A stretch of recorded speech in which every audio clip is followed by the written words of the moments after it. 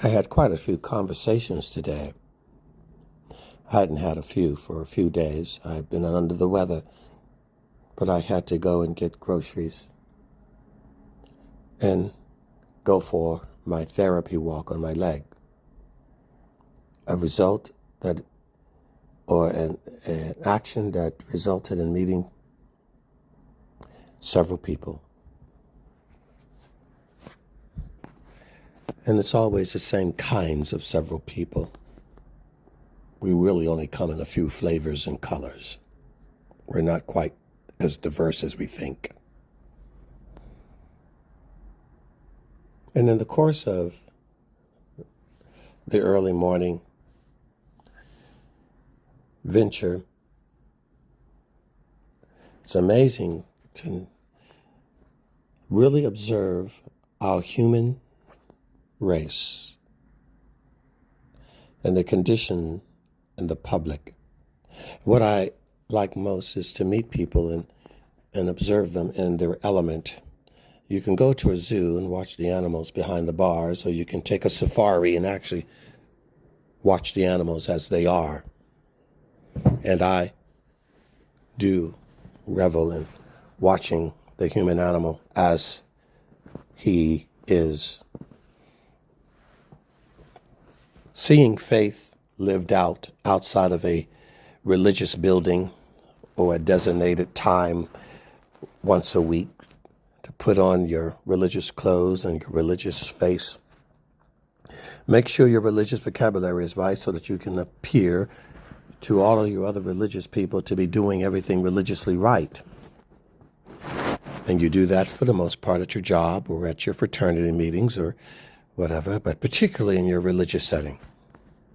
But again, it's always nice to look at the animal outside the zoo and see them in their natural habitat, where they live and walk every day in real life and meet people that they don't know, go to their church and pretend, oh, hi, brother.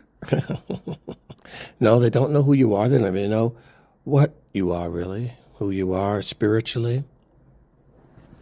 Yeah. Now, they're seeing a stranger, and you are as well. But all of those people are no stranger to God. God sees us every second of the day. He knows exactly who we are, what we are when we're putting on a show. But now in the natural habitat, you meet people.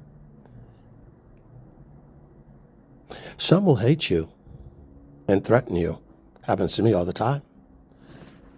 Once in a while, someone cries from meeting you. They're so happy to be in your presence, and you are happy to be in theirs. And they make you so happy, and you make them so happy, and you feel like you've known them your whole life. You just met them. Yet, without being in a religious setting that makes people put on a false face, in a very real environment that wasn't planned by you. You're having conversations, and these people are just sharing who they are. And it's exactly how you believe. Or they're bringing an enlightenment to something that you thought, and it changes how you believe. And you can't believe it's happening. Two humans who've never met seem closer than the ones that you meet and know and you're with every day. Or the ones you're related to in your own family seem to have more tolerance, more willingness to hear your ideas, your opinion, your suggestions, your questions, your answers. Why, my own family doesn't listen to me, they say. Oh, wow, what wisdom you have.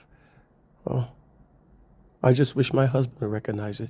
Well, I just wish my wife would submit the way you just submitted to me and listened to me. And yeah, you don't submit. You want to be right all the time, or you want to take control over the other person. Or you're jealous of them. And you've lost the value of knowing how to honor and be blessed yourself from honoring someone else. And then you realize something, that the fellowship of conversation and the relation and what's happening is far more valuable than a bouquet of flowers, a box of chocolates, or a gold bar. And the person, the human, feels so satisfied, so full of joy. Oh, I wish I could have conversations like this with my husband. I wish I could have conversations like this with my wife. Oh, I wish my family, I wish my friends were like you. Oh, yeah, you get all of that all the time. And they could be, but they choose not to be. And you have to wonder why. But you don't really have to wonder why if you know why, and I do.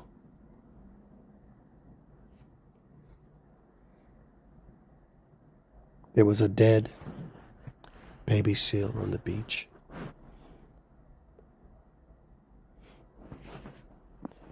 Come to find out its mother was off to the side. It was horrible. A young man was fishing. He didn't notice it, but when he did, he recoiled back in shock. He couldn't stand looking at it. I walked over to him and I asked him why he had such a violent reaction to looking at that dead baby seal.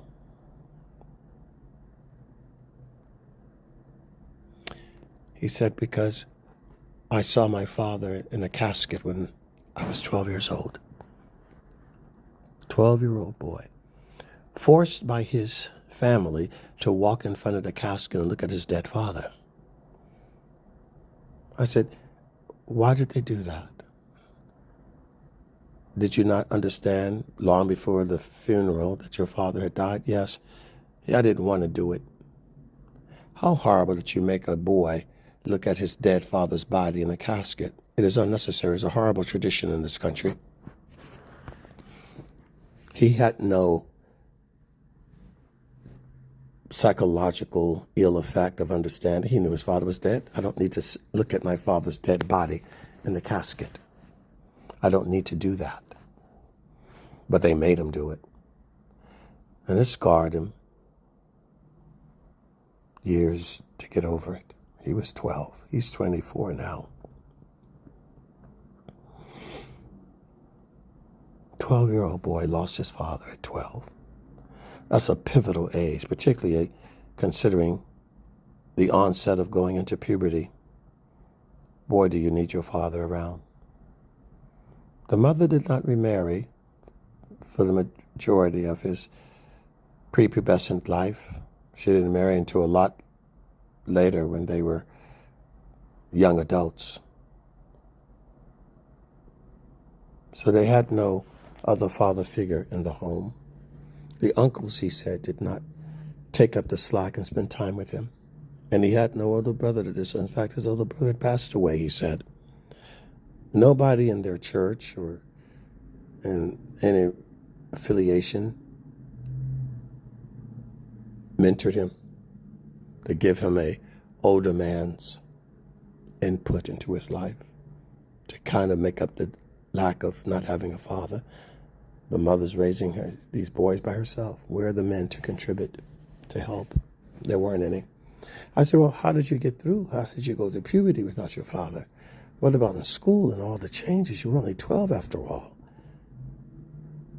And he went to school, he said, and everybody was pressuring him to join this gang and be a part of this lifestyle and the peer pressure. He goes, no father to talk to, no uncle that took time with me, no pastor or deacon in church, and no big brother to look up to. And yet this young man had no piercings, no tattoos, and no drugs or alcoholic condition. The one who lost his father at 12, how did you do it, I said.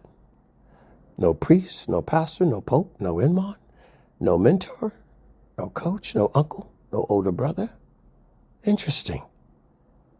How did you do it, I said, Alberto. And Alberto said, I was tempted to join those gangs and be a part of other things that weren't even gangs, but they weren't even right either way, to do all those things. But I thought to myself, I love my father, and my father has died. It would dishonor my father. I kept thinking, if I do those things, I would dishonor my father. The father that I did not want to die, the father that I missed out on. I would dishonor my father, his memory and what he wants for me. My father would be displeased with me.